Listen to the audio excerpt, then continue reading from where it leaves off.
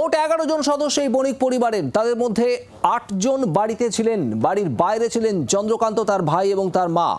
8 জনেরই মৃত্যু হয়েছে।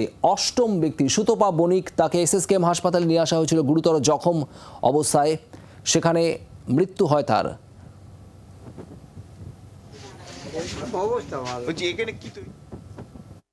পাথর প্রতিমায় বাজি বিস্ফোরণের ঘটনায় মৃতের সংখ্যা বেড়ে 7 থেকে হলো 8। 7 জন যখন বাজি বিস্ফোরণের ঘটনা ঘটে সেখানেই মারা গিয়েছিলেন, যার মধ্যে শিশুরাও ছিলেন, এবং আরও একজন যার নাম জানা যাচ্ছে সুতপা বণিক, তাকে নিয়ে আসা হয়েছিল এসএসকেএম হাসপাতালে, এবং এসএসকেএম হাসপাতালে তার বাড়ির লোক রয়েছেন এবং তারা জানাচ্ছেন সকাল 6টার সময় এসএসকেএমে তিনি মারা গিয়েছেন।